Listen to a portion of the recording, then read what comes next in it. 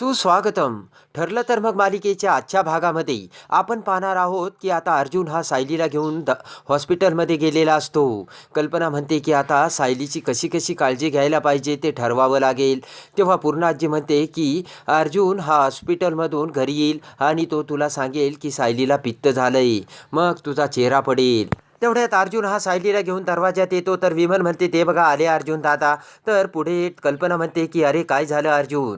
तेव्हा अर्जुन म्हणतो की हॉस्पिटलमध्ये आम्ही गेलो, तिथे आता ब्लड सॅम्पल घेतले आणि उद्यापर्यंत रिपोर्ट येतील. तेव्हा कल्पनाला मोठा आनंद होतो आणि क्षणात अर्जुन बोलायला लागताच कल्पना म्हणते की अर्जुन तू आता काही बोलू नकोस आणि टेबलवरील पेढ्याचा बॉक्स हा आपल्या कल्पना हातात घेते.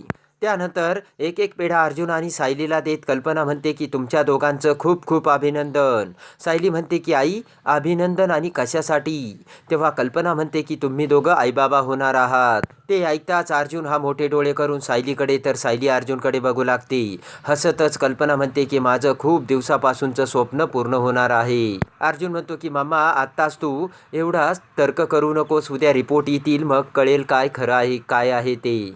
तर कल्पना म्हणते की रिपोर्ट तर येतील, डॉक्टरांना त्यांचे काम करू दे, पण आता सायली आई होणार आहे यासाठी मला कुठल्याही ब्लड रिपोर्टची गरज नाही. तर पूर्णाजी म्हणते की अगं कल्पना शांत बस. तेव्हा अर्जुन म्हणतो की पूर्णाई तुला कळतंय ना तसं काहीच नाही आहे, मग तू मम्माला समजाव ना. कल्पना म्हणते की मला कोणी काही सांगायची गरज नाही आहे. तर अर्जुन म्हणतो की उद्या ब्लड रिपोर्ट येतील मग मम्मा तुला कळेल, त्यावेळेस तू किती चुकीचं बोलत होती हे तुला समजेल. तर कल्पना म्हणते की तुम्ही दोघं आईबाबा होणार आहात एवढंच मला माहिती आहे.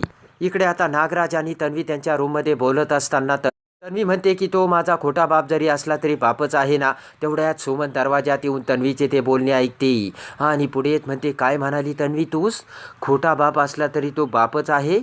तर नागराज म्हणतो की ते मरू दे ना सुमन, मला तुझ्या हातची कांदा भजी खाण्याची खूप इच्छा झाली, कर ना. तर सुमन पुन्हा तन्वीला म्हणते तन्वी काय म्हणालीस तू, खोटा असला तरी तो तुझा बापच आहे असं ना.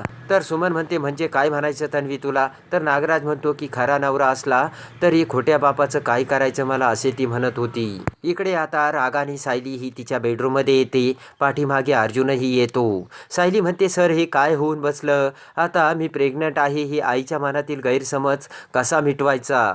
अर्जुन म्हणतो की कुठली सुद्धा आई असाच विचार करू शकते. तेव्हा तुम्ही जास्त ट्रेस करून घेऊ नका नाहीतर तुमची पुन्हा ॲसिडिटी वाढेल. तर अर्जुन म्हणतो की ब्लड रिपोर्ट आल्यानंतर आई ही गप्प बसेल, तुम्ही काही काळजी करू नका आणि हे सर्व ॲसिडिटीने घडलं असेल. सायली म्हणते की मला समजतंय कुठल्याही आईला आपले माझ्यामधले दिसलेले हे लक्षणं खरंच वाटेल, पण आपण त्यांच्यासोबत किती खोटं वागतोय अर्जुन सर तुम्हाला कळतंय का. त्यांचा मुलगा आणि त्यांची सून त्यांना फसवतंय हे त्यांना कळलं तर काय होईल तुम्हाला कळतंय का.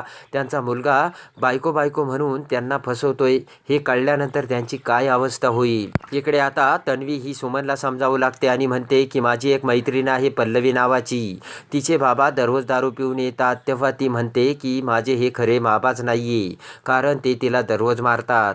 तर तन्वी म्हणते की बिचारे पल्लवीचे मला दुःख बघवत नाही. तेव्हा सुमन म्हणते की अरे बापरे कसे असतात हे दृष्ट बाप. तेव्हा नागराज खोटं खोटं तन्वीला समजावू लागतो. नागराज म्हणतो की सुमन तू आता तिला त्रास देऊ नको, तिच्या डोळ्यात पाणी आलंय. तेव्हा सुमन म्हणते की मी फ्लॉवरची भजी करू का. तेव्हा नागराज म्हणतो की दगडाची कर, पण मला तुझी भजी खाण्याची खूप इच्छा झाली. तर हसतच सुमन तेथून निघून जाते. तेव्हा तन्वी विचार करते की इकडे ही सुमन आणि तिकडे ती अस्मिता मूर्खपणाचा कळत झालाय. इकडे आता आनंदाने वेडी होऊन कल्पना ही विमलला तिच्या बेडरूममध्ये आणते. विमल म्हणते की तुम्ही मला इथे का आणलंय. तर कल्पना म्हणते की थांब ग आणि कपाटातून अर्जुनच्या लहानपणीच्या फोटोचा अल्बम काढते. ते फोटो बघताच विमल म्हणते की आय्या किती छान बाळ, कुणाचं आहे हे. तर कल्पना म्हणते की अगं माझं बाळ अर्जुन आहे हा. कल्पना म्हणते की बघ माझा अर्जुन लहानपणी किती छान दिसायचा आहे. आणि विमल म्हणते की पण तुम्ही आता हे फोटो का काढलेत. कल्पना म्हणते की अर्जुनचे हे फोटो मला मोठे करून अर्जुन आणि सायलीच्या रूममध्ये लावायचे. तेव्हा विमल म्हणते की तुम्ही तुमच्या लहानपणीच्या अर्जुनमध्ये तुमचं नातवंड बघताय ना. तर विमल म्हणते की पण अजून कळायचंय ना वहिनी. तर कल्पना म्हणते की अगं मी हो म्हणेल तेच सत्य होणार आहे बघ. कल्पना म्हणते की ज्या वेळेस मी आजी होईल ना वेळेस या घरात खूप सुख असेल. विमल तू बघत राहा. कल्पना म्हणते की बघ ना जोगतिनीचं भविष्य किती लवकर खरं ठरलं ते. आपण हे फोटो सायलीच्या रूममध्ये लावूयात. तर विमल होकार देते. इकडे आता अस्मिता तिच्या रूममधून तन्वीला फोन करते. तेव्हा तन्वी म्हणते की बोल, काय ब्रेकिंग न्यूज आहे अस्मिता. अस्मिता म्हणते की अगं खूप मोठी ब्रेकिंग न्यूज आहे. सायलीला चक्कर येते, उलट्या होतात आणि मम्माला ती प्रेग्नंट असल्याचा संशयसुद्धा आला आहे. तन्वी म्हणते काय बोलतेस अस्मिता तू. अस्मिता म्हणते की पण तू काही काळजी करू नकोस, माझं सायलीवर आता पूर्ण लक्ष आहे. जे जे घडतंय ते सर्व मी तुला सांगेल. तर रागाने तन्वी फोन कट करते. इकडे दुसऱ्या दिवशी कल्पना ही रिपोर्ट येण्याची वाटच बघत बसलेली असते. विमल तिथे येत म्हणते की अहो वहिनी, किती वेळची तुम्हाला कॉफी दिली, ती थंडसुद्धा झाली, तुमचे लक्ष कुठं आहे. तर कल्पना म्हणते की जोपर्यंत रिपोर्ट येत नाही ना तोपर्यंत मला काही चैन पडणार नाही. तेव्हा विमल म्हणते की वहिनी मग तुम्ही डॉक्टरांनाच फोन करून विचारा ना. तर लगेच कल्पना ही डॉक्टरांना फोन करते आणि म्हणते की मी कल्पना सुभेदार बोलते. काल माझी सून काही चेक करायला आली होती, तेव्हा तिचे रिपोर्ट्स आलेत का. तेवढ्यात अर्जुन आणि सायली वरून खाली येतात. तर ते ऐकून अर्जुन म्हणतो की नक्कीच सायली हे ॲसिडिटीच असेल. तेव्हा डॉक्टर म्हणतात की हो रिपोर्ट आलेत आणि मी तेच रिपोर्ट वाचते. तर कल्पना म्हणते की काय आलेत रिपोर्ट. तर डॉक्टर लगेचच म्हणतात की रिपोर्ट हे पॉझिटिव्ह आहेत आणि तुमची सून प्रेग्नंट आहे. तेव्हा ते ऐकून कल्पनाला मोठा आनंद होतो आणि मोठ्याने कल्पना म्हणते काय सांगताय तुम्ही. तर पाठीमागून अश्विन हा पूर्ण आजीला घेऊन तर पुढून प्रताप हा तिथे आलेला असतो आणि अवाक होऊन पूर्णाजी ही कल्पनाकडे बघू लागते. तर सायली ही अर्जुनकडे. कल्पना म्हणते की तुमची नक्की खात्री आहे ना डॉक्टर. तेव्हा डॉक्टर म्हणतात की रिपोर्ट्स आहे माझ्या हातात आणि मला खात्री आहे. तर डॉक्टरचे आभार मानत कल्पनाला मोठा आनंद झालेला असतो. त्यानंतर फोन ठेवत कल्पना ही सायली समोर येते आणि म्हणते की तुमच्या दोघांचं खूप खूप अभिनंदन.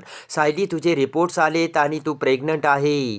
ती ऐकून सगळ्यांच्याच पायाखालची जमीन सरकलेली असते. कल्पना म्हणते की तुम्ही दोघं आई बाबा होणार आहेत. तर प्रताप आणि अश्विनला खूप आनंद होतो. तर विमल लगेचच कल्पनाला अभिनंदन देते. तर कल्पना हसत म्हणते की मी आजी होणार आहे यावर माझा विश्वासच बसत नाही. पुढे येत कल्पना पूर्णाजीला म्हणते की तुम्ही पणजी होणार आहात आणि प्रतापला म्हणते की तुम्ही आजोबा होणार आहात.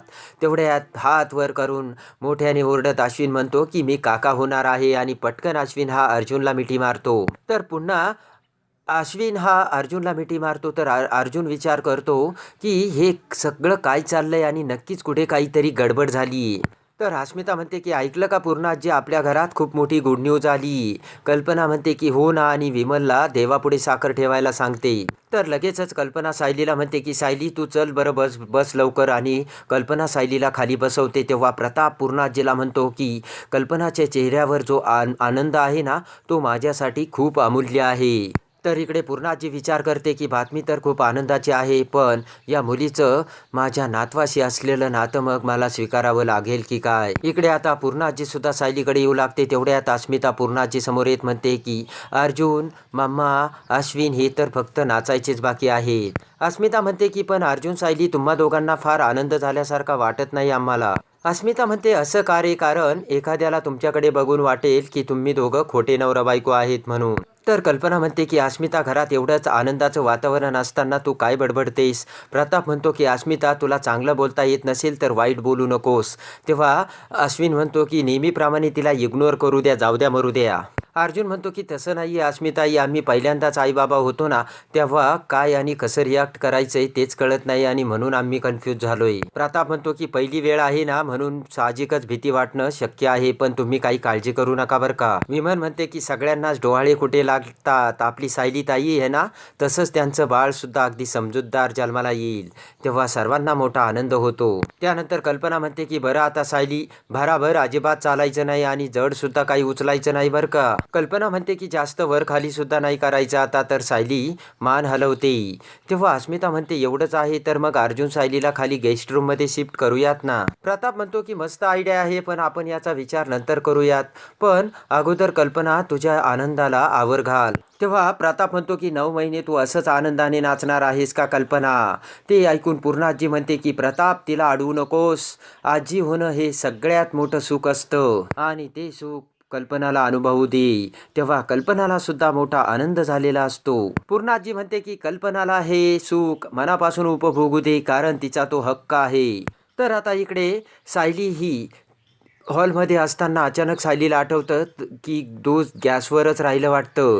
तेव्हा सायली ही पळत जाऊ लागते. तेवढ्यात कल्पना सायलीला बघते आणि मोठ्याने ओरडते की सायली, हे तुझं काय चाललंय? मी तुला सांगितलं ना पळायचं नाही आणि दगदग करायची नाही म्हणून, तुझं हे काय चाललंय? तेव्हा कल्पना ही जोराने सायलीवरती ओरडते. तर आता इकडे सायली बेडरूममध्ये येते आणि अर्जुनला म्हणते की जी गोष्ट आपल्या बाबतीत शक्य नाही ती गोष्ट घडलीच कशी, याचं मला वाईट वाटतंय. सायली म्हणते की आता या सर्व गोष्टीमधून आपण कसे बाहेर पडणार आहोत मला नाही माहिती. तर आता अर्जुन सुद्धा विचार करतो. तर आता डॉक्टरनी केलेल्या एका फोनमुळे सायली ही प्रेग्नंट असल्याचे समजताच कल्पनाचा आनंद गगनात मावेनासा झालेला असतो. आणि अखेर पूर्णा आजीने सुद्धा कल्पनाच्या आनंदाला तिचा स्वीकार केलेला असतो आणि आजी होण्याचा कल्पनाचा आनंद हा उपभोगायला सांगितलेलं असतं. आणि खऱ्या अर्थाने मनातून आता पूर्णा आजीने सुद्धा सायलीचा स्वीकार करायचा ठरवलेला असतो.